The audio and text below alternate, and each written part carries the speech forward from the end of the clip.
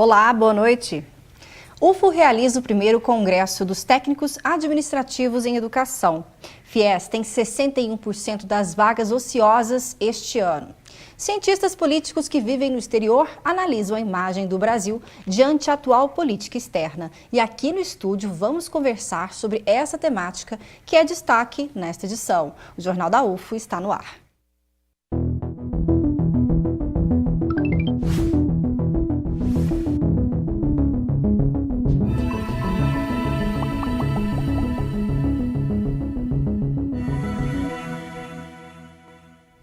O primeiro Congresso de Técnicos Administrativos em Educação da UFO começou ontem, no campus Umuarama. Hoje o evento contou com os trabalhos orais e mesas redondas. Veja na reportagem. Eles e elas estão nas secretarias, coordenações e laboratórios. Os técnicos administrativos têm importantes funções nas universidades e podem desempenhar outras atividades, como a de pesquisa. Nós técnicos fazemos parte da comunidade de servidores da UFO. Então, como a palavra fala, servir. A UFO tem esse lema, né? O servir ao público. Então, nós servimos ao público, à sociedade. E uma das formas de servir é a pesquisa. Os técnicos desenvolvem pesquisa na universidade. Nós já temos hoje 50% do corpo técnico com especialização, mestrado ou doutorado. Então, não é uma mão de obra que a gente deva desconsiderar nas questões da orientação, na pesquisa. E a gente atua fortemente nisso, está aí o evento que vocês estão vendo, que vai ajudar a forma de expor esse trabalho do técnico administrativo. A pesquisadora reforça como os técnicos podem ser valorizados, já que desenvolvem pesquisas que contribuem com a sociedade. É importante essa visibilidade. Eu vou pegar um caso particular, o meu. Eu sou bióloga pela UFO, mestre em educação pela UFO, doutora em educação pela Unesp. E toda essa minha linha, minha trajetória de estudante e de pesquisadora e também de professora substituta na UFO foi da formação do biólogo. Então eu estou devolvendo para a sociedade um trabalho que a sociedade investiu em mim, na minha formação, que é o estudo da formação do biólogo. Então essa é a importância da pesquisa do técnico. Liliane Martins é técnica do Laboratório de Zoologia e coordenadora do Museu de Biodiversidade do Cerrado. Ela apresentou uma pesquisa no evento sobre ornitologia urbana, como as aves têm se ajustado ao ambiente urbano. Liliane destaca a importância da realização do evento, que ajuda a divulgar a produção científica dos técnicos da universidade. Eu achei incrível a iniciativa, não conhecia a diversidade de trabalhos e áreas que os nossos colegas têm atuado, então foi uma oportunidade ótima e pude também já fazer parcerias, trocar ideias com pessoas que trabalham em áreas similares, né, aproximando aí os técnicos e as pesquisas que a gente pode desenvolver na universidade. Amanhã, o Jornal da UFO traz uma edição especial para falar sobre a importância do trabalho dos técnicos administrativos da UFO. Agora, uma dica para quem gosta de sapateado. Em Uberlândia acontece a Semana do Sapateado, que está repleta de atividades. Quem tem mais informações é o repórter Júnior Caritel.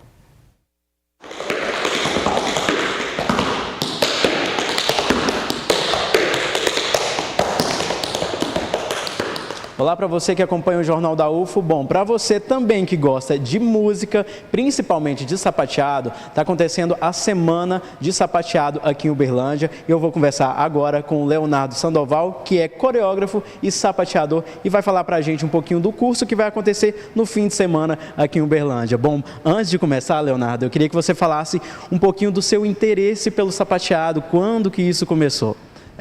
Eu costumava dançar pela minha casa, assim, quando eu era bem criança, e tinha um ouvido muito musical.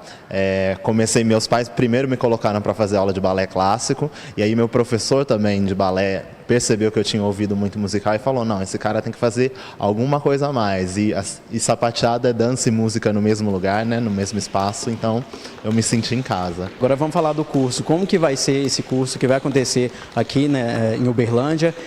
Todo mundo pode participar participar? Como que é essa dinâmica? Todo mundo pode vir, vão ter aulas no sábado de manhã, começando às 9 da manhã, das 9 às 10h45. Depois a gente tem uma sapateata, que a gente sai aí pelas ruas, sapateando pelas ruas de Uberlândia. E depois eu dou uma aula um pouquinho mais avançada, mas que eu também aconselho todo mundo que quiser vir, pelo menos assistir e prestigiar, também pode vir às 2 da tarde. E o local aqui no Wike Dança. Tá certo, muito obrigado pelas informações e pela participação também. Voltamos ao estúdio, Júnior Caritel para o Jornal da UFO. O FIES, Programa do Governo Federal para financiar cursos de graduação e pós-graduação em instituições privadas, viu o número de estudantes inadimplentes dobrar nos últimos 2 anos. Com as mudanças no programa, diminuiu também o número de interessados em contratar o FIES. No primeiro semestre deste ano, mais de 60% das vagas ficaram ociosas. Veja. Daniel, 21 anos, quer fazer faculdade, mas não tem condições de pagar uma graduação. Trabalha como monitor de teatro e não tem salário fixo. Gostaria de aderir ao FIES, fundo criado para facilitar o acesso de jovens de famílias de baixa renda ao ensino superior, mas tem receio. Para mim, que vivo do aluguel, tenho que pagar aluguel, conta de água, de luz, então é complicado você ter essas responsabilidades e conseguir pagar uma faculdade. O FIES chegou a ter 732 mil contratos em 2014. Hoje, menos de 40% das 100 mil vagas ofertadas foram contratadas. Esta é a pior taxa de ocupação desde 2016. A inadimplência também é alta. O número de contratos que estão com pagamentos em atraso supera os que estão em dia. 500 mil de estudantes não conseguem arcar com as dívidas. O saldo devedor ultrapassa 11 bilhões de reais. Isso motivou uma auditoria do Tribunal de Contas da União e levou o governo federal a mudar as regras do financiamento.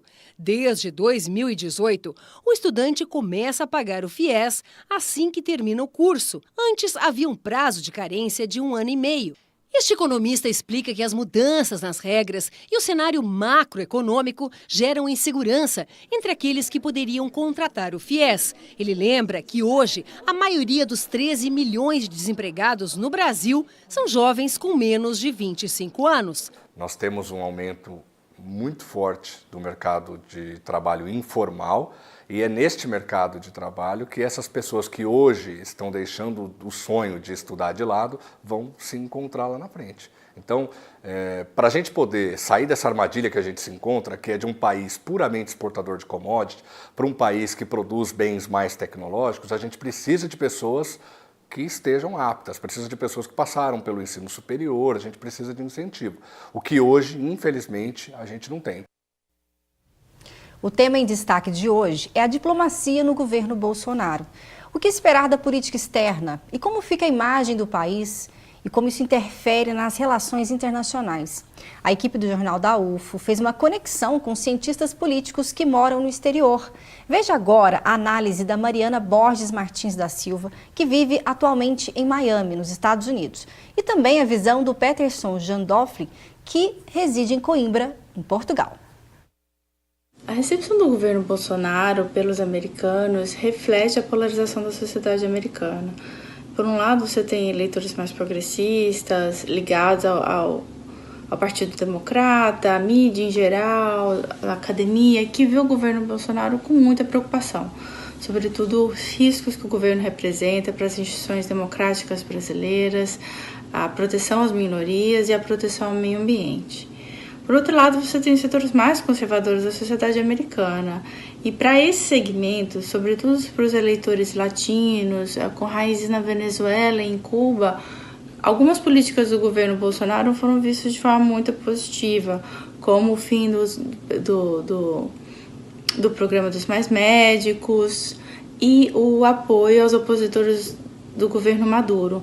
Essas foram coisas festejadas pelos eleitores latinos com raízes nesses países aqui nos Estados Unidos. Estou aqui em Portugal há aproximadamente 10 meses. A imagem do Brasil aqui não é boa. Nos jornais e nas conversas informais do dia a dia, 2 temas são recorrentes. Um deles é a violência e o outro é a corrupção. Recentemente, outros temas têm causado indignação por parte de toda essa população. Um deles está associado à educação, aí no Brasil, às questões ambientais e à possível liberação do porte de arma. Além, claro, das declarações do atual presidente, que aqui são consideradas hostis e inadequadas. Hoje vamos falar sobre a imagem do Brasil no exterior e eu recebo aqui no estúdio o Felipe Mendonça, que é professor do curso de Relações Internacionais da UFO. Boa noite, professor. Boa noite, muito obrigado.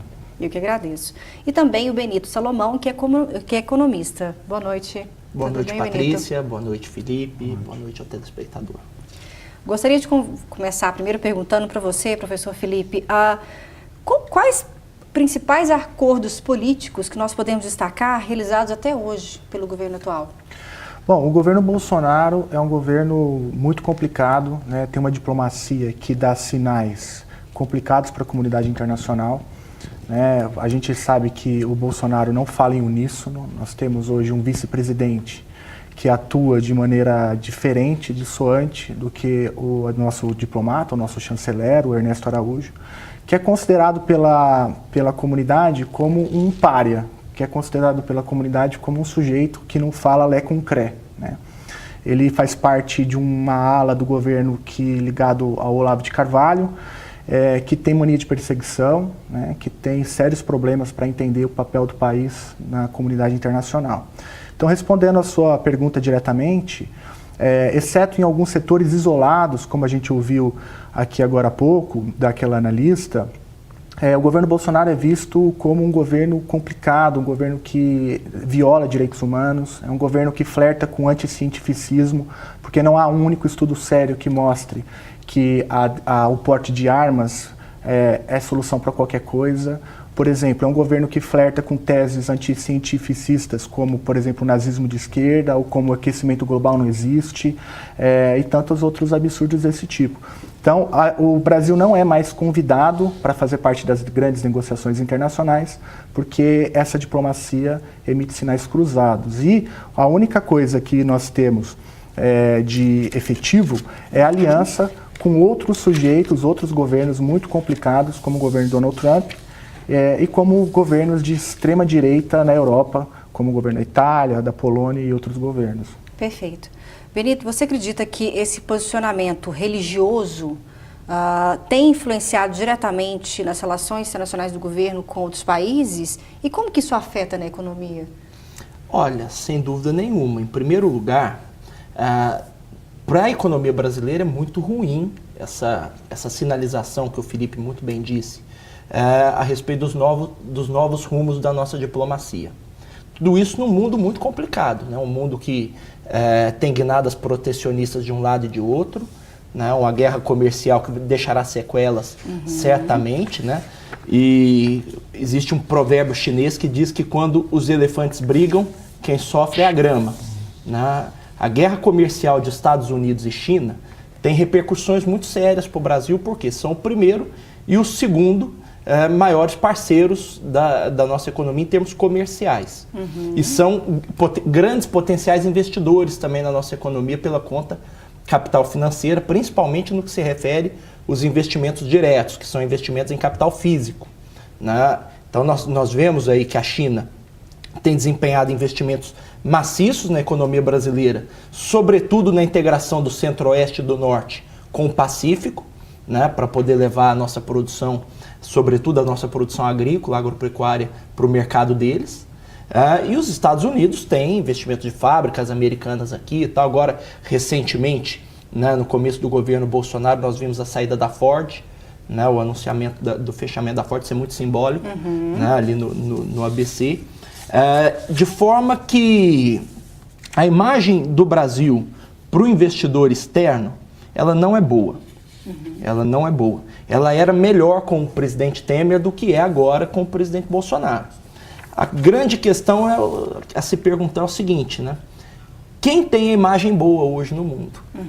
Como bem disse o Felipe, né? A gente poderia incluir o alinhamento com Israel da nossa diplomacia, que me parece outra controvérsia bastante complicada, mas o governo americano não tem uma boa imagem, o governo russo não tem uma boa imagem.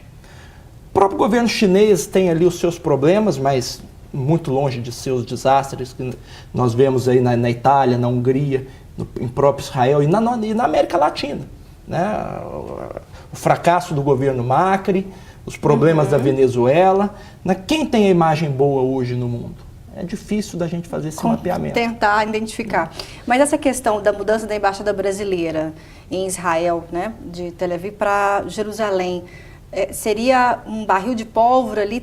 Era necessário essa mudança de embaixada? Como que você analisa isso, professor Felipe, já que é um território perigoso? Sim, como você disse, isso não faz o menor sentido do ponto de vista da diplomacia brasileira.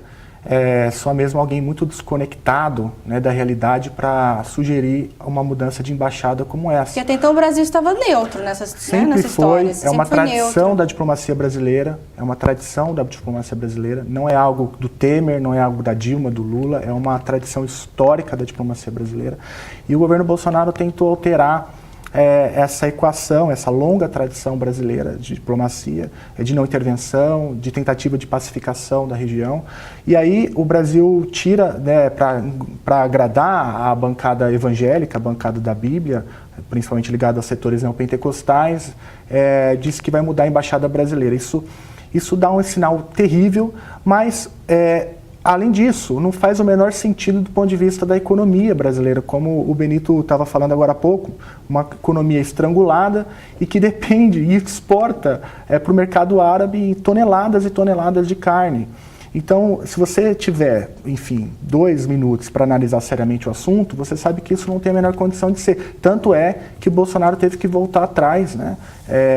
Porque não tinha a menor condição de manter aquela decisão, porque, enfim, além de não fazer sentido com a tradição histórica brasileira, além de caminhar contra as inúmeras resoluções da Organização das Nações Unidas, todo o entendimento da comunidade internacional, além de tudo isso, não faz o menor sentido do ponto de vista da formulação da política econômica brasileira e das exportações brasileiras. Sobre esse assunto eu tenho dados aqui. O Brasil exportou para países árabes cerca de 14 bilhões, né, no último ano. E para Israel não ultrapassou 324 milhões. Então a comparação realmente é muito grande, né, a diferença. E agora eu queria saber então, Benito, como é que fica essa relação também, você já começou a falar sobre isso, esse namoro com Trump e agora também com a China, né? O vice-presidente Mourão esteve recentemente agora na China para estreitar essas relações. Acho que, acredito, anteontem Bolsonaro recebeu também condecorações e equipe dos chineses no palácio. Como é que você vê esses dois namoros? A China é um ator global que dentro de 10 ou 15 anos vai ser a maior economia mundial, né? Tudo caminha para que ela seja. Então, ela cresce a taxa menores, é verdade, mas ainda cresce a mais do que o dobro do que cresce a economia americana. E tão logo são 2 bilhões de pessoas ali que precisam comer, em grande medida dependem do Brasil para comer. Houve até agora recentemente um acordo ligado ao setor de açúcar, né, envolvendo a economia chinesa, então não dá para esnobar a China. Isso é uma barbeiragem. Né? A questão ideológica agora tem que ficar de lado, né? Isso é um pouco pragmático, né? A eleição acabou. A eleição acabou, ele já é o presidente eleito, então a ele, mais do que a qualquer outro, interessa entregar resultado. Né? Entregar, inclusive para aquelas pessoas que o apoiaram. Então, é momento agora de baixar a bandeira, de sair do palanque e trabalhar. E não dá para esnobar a China. Da mesma forma que não dá para esnobar os Estados Unidos, que é o ator mais importante, é uma potência militar, é a maior potência militar. Então você precisa, e aí retomando a tradição de política externa do Brasil de décadas, buscar o acordo, buscar o diálogo. Né? O Brasil poderia hoje ser um vetor, talvez, de diálogo nessa guerra comercial, de tentar buscar uma solução conjunta. Achar até uma vantagem, né? Nessa guerra comercial. Né? E mediar esse conflito, porque nós já estivemos em outras situações parecidas no passado. Então, mas não é isso que é a orientação do governo, né? Na verdade, o governo se perde em algumas polêmicas, no meu entendimento, burras, né? Tenta ali usar a diplomacia para dar uma satisfação para um certo grupo de eleitores, na minha opinião, e quem perde com isso é o Brasil. E aí um dado importante sobre as exportações que o Brasil faz para o mundo árabe, em grande medida exportações de carne, Isso afeta profundamente a economia local. Né? Uberlândia é um dos municípios que exportam carne para esse país. Voltamos a falar sobre esse assunto. Agora, será que vem chuva nesta sexta-feira? Veja como fica o tempo para Uberlândia e região.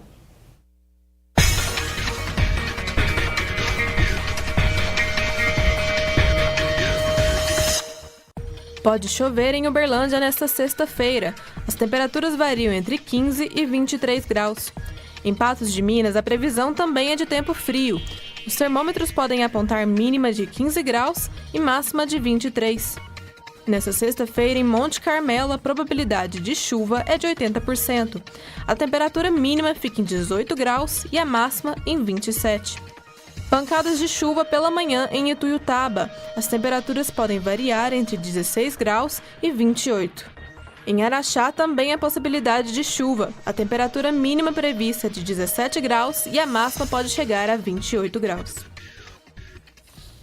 A relação entre duas ou mais mídias. A intermedialidade é objeto da pesquisa no Instituto de Letras da UFO. Saiba mais sobre esse assunto no quadro Ciências UFO de hoje.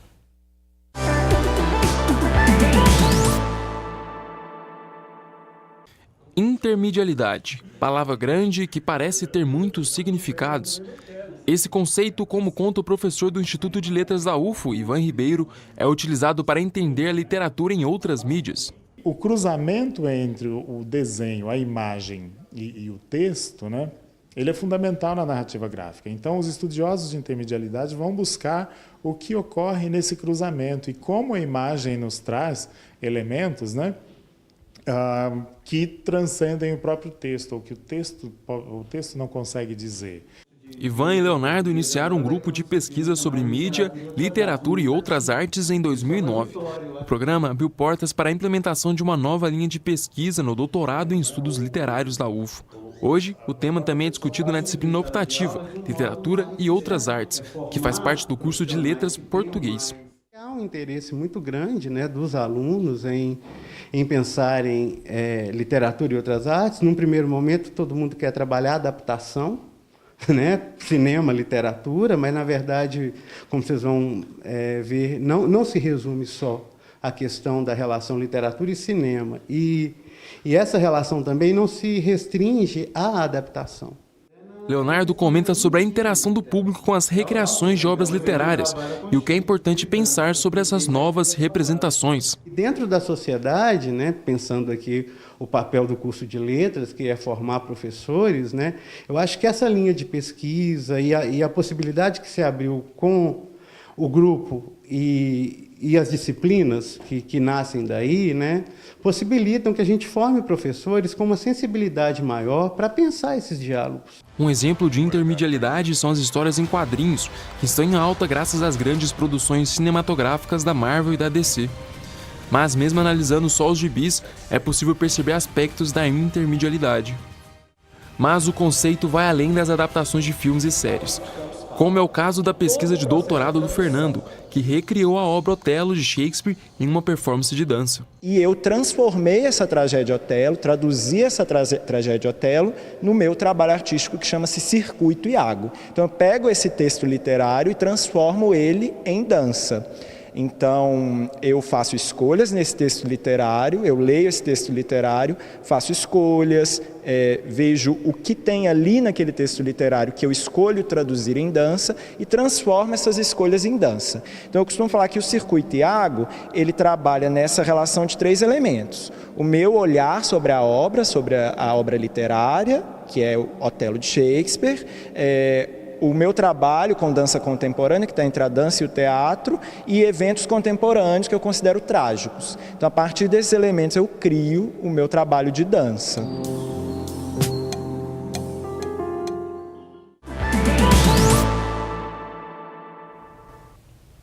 A UFO foi palco de uma mesa de debate sobre a internacionalização de empresas. Mas, afinal, o que isso significa? Especialistas estiveram presentes e contam para nós. Veja na reportagem. Internacionalização de empresas e territórios, mitos e verdades. Esse foi o título da mesa de debates que aconteceu na UFO nesta semana.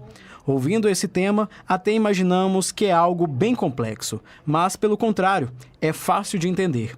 A internacionalização de empresas é um conceito que se refere a diversas etapas no processo de atuação de uma empresa no Brasil para o exterior, tais como ganho de novos mercados, diminuição de custos, acúmulo de experiências no mercado e criação de uma marca global. Sérgio é gerente de transformação digital de uma empresa multinacional francesa que atua no Brasil e explica a importância da internacionalização. A questão da internacionalização a gente discutiu bastante aqui, que ela tem de ter um motivo, né? Qual que é o interesse de uma empresa se internacionalizar? É buscar novos mercados, é impactar mais gente, é conquistar novos clientes, né? Então a gente discutiu que na perspectiva, né, Brasil e França, que é o tema do Congresso, eu trabalhando numa empresa que a origem é francesa, né, tem muita aderência, né? Então a gente tem visto boas perspectivas, boas oportunidades de troca, né? Tanto na perspectiva da cultura, né, de coisas boas que o Brasil tem, de boas práticas, de tecnologia, quanto também do que tem na Europa, né, que também acaba se complementando e aumentando a competitividade, a geração de negócio tanto lá na Europa quanto aqui no Brasil. Para Gustavo, que é cofundador de uma marca que oferece serviços tecnológicos, o Brasil está no caminho certo. Falo que o Brasil tem uma desvantagem de ser muito grande, né? Por ser muito grande, a gente tem um mercado interno muito grande. Consequentemente, às vezes a maioria dos empreendedores ou das empresas, elas não precisam nem pensar em internacionalizar, porque esse mercado justamente ele é muito grande, ele consegue ser atendido, você consegue ter um faturamento muito grande só atendendo esse mercado interno. Então, o segundo ponto, o segundo desafio que é o fator da língua, né? Ainda no Brasil, a gente vê que a maioria dos empresários, a maioria das pessoas não tem ainda um segundo idioma fluente, que seja um espanhol, que seja um inglês. Então, acaba que a maioria das empresas que exportam um serviço ou um produto acaba exportando através de um grande produtor ou de uma grande empresa, né? Então, aquela exportação indireta. Mas o processo de internacionalização é detalhado e passa por várias etapas. Por isso, os desafios são constantes. A micro e pequena empresa, às vezes, ela não tem em sua estrutura de produção, rótulo, embalagem, condição de acessar esses mercados. Às vezes desconhece a própria cultura do país que ela quer ingressar. Então, para ela, é necessário cada vez mais trabalhar num formato cooperativo, de rede, de uma associação, né, para trabalhar com denominação de origem, com selos e se preparando de uma forma coletiva, não só sozinha, porque sozinha vai custar caro para ela. Com certeza, Fabiana. Então, como vocês viram na reportagem, muitos brasileiros também buscam entrar no mercado, né, internacional para aumentar as suas vendas. E aí, professor Felipe, eu te pergunto, como que está o Brasil com relação ao Mercosul? Nós vimos declarações do Paulo Guedes falando que o Mercosul não seria prioridade no governo, né? Segundo ele, o Brasil ficou prisioneiro de alianças ideológicas. Como que você vê o Brasil, que sempre foi um país muito forte, que puxava os outros, né, nessa aliança política? O Benito citou agora há pouco um ditado, vou citar outro, né? O coração fala, como que é? A boca fala que o coração está cheio, né? Talvez o nosso ministro esteja cheio de ideologia e não veja o óbvio. É preciso pensar a região, até porque nós vendemos para a região. São vizinhos nossos, nós fazemos fronteiras com eles. Isso não se trata de ideologia, se trata de uma obviedade. Logisticamente, né? A obviedade. Nós fazemos fronteira com essas pessoas e nós vendemos para os nossos parceiros, para os nossos vizinhos. Então não precisa de muito, enfim, de muito conhecimento técnico para saber, até porque os dados mostram isso. Se você vê quanto que o Brasil vende para o Mercosul, você vê que é um ator importante. Não dá para simplesmente ignorar o fato de que o Mercosul não existe e dizer que isso é ideologia, porque você está fazendo ideologia dessa forma. Então, assim, eu vejo o desmonte do Mercosul. O Brasil sempre foi uma força moderadora na região, o Brasil sempre deu tom para as discussões, sempre tentou trazer os seus parceiros, os seus vizinhos para as mesas de negociação, sempre atuou dessa forma, uma tradição da diplomacia brasileira, e agora o governo de Bolsonaro, essa diplomacia medonha do governo Bolsonaro, tenta deixar de lado um parceiro estratégico, até porque isso se trata de obviedade, como eu disse, e tenta se alinhar com, enfim, com Israel, que nós já vimos aí qual que é o impacto na nossa balança comercial, com Hungria, com Polônia, né? Qual é a lógica disso? Qual é o pragmatismo por trás disso, para usar um termo que o Benito já trouxe para a mesa, né? Isso não faz o menor sentido e é preciso que a população entenda que não se trata de ideologia, que quem faz diplomacia ideológica é o Ernesto Araújo, é o filho dele, que ocupa hoje a Comissão das Relações Exteriores, que é um cargo importante para a condução da diplomacia brasileira. É o nosso presidente, que vai para Dallas e fala absurdos, enfim. Que é o próprio Paulo Guedes, foi para Dallas e fala absurdos, né? O nosso presidente não visitou, né, os vizinhos do Mercosul, mas visitou já 2 vezes os Estados Unidos, quebrando uma tradição diplomática brasileira. Qual é o sinal que isso passa, né? Então eu vejo com muita preocupação, é um desmonte, eu acho que a palavra correta é essa, né? É um desmonte de um grupo, né, que flerta com teses anticientíficas e que jogam na lata do lixo uma tradição muito reconhecida mundialmente da diplomacia brasileira. Bom, agora poderíamos falar sobre vários outros temas ligados ao comércio exterior e às relações internacionais diante de algumas declarações do governo. Com relação a pautas do meio ambiente, que foi tema do Jornal da UFO de ontem, né, ligados aos agrotóxicos, né, como a comunidade europeia interpreta essas questões ambientais do Brasil, a questão dos mais médicos, né, desde o início do ano, não ter continuidade numa parceria com Cuba, mas como o nosso jornal está chegando ao fim, Benito, não vai dar para falar de todos esses assuntos com profundidade. Eu gostaria que você falasse o que esperar, então, dessa política externa do atual governo, diante do que a gente já viu nesses primeiros meses. Em uma palavra, espera-se o improviso, né? Você cria um incêndio, depois você corre para apagar. Né? É isso que nós vimos até agora e eu penso que é isso que nós veremos até o final do governo. E aí um erro bizonho de política econômica. Repare bem, os Estados Unidos têm um PIB de 17 trilhões de dólares. A comunidade europeia mais 17 trilhões de dólares e a China talvez 13 trilhões. Nós estamos falando aqui de mais de 40 trilhões de dólares de economia internacional, de mercados que precisam ser explorados. E a nossa diplomacia precisa, em grande medida, avançar sobre esses mercados. O Mercosul é importantíssimo. Paul Krugman, que é Nobel de Economia e trabalha nessa temática de economia internacional, tem um trabalho muito relevante que mostra que a sua probabilidade de exportar para países mais próximos é muito maior do que exportar para países distantes. Então, isso é um prêmio Nobel que está falando, não somos nós. Então você precisa alimentar essas alianças, até porque a Argentina compra 60% da nossa manufatura, de produto de valor agregado. Nós não estamos falando mais de minério, nós não estamos falando mais de petróleo cru, nós não estamos falando mais de soja.